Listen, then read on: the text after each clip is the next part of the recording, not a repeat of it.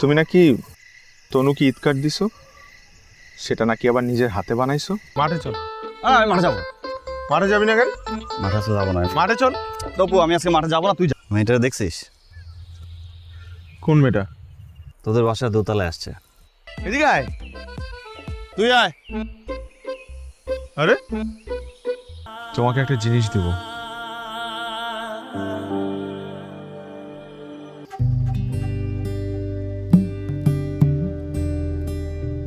সুর মেলাতে আমার বেলা যে যায়। মানুষ ব্রিলিয়ান্ট হলেই কি চালাক হয় নাকি?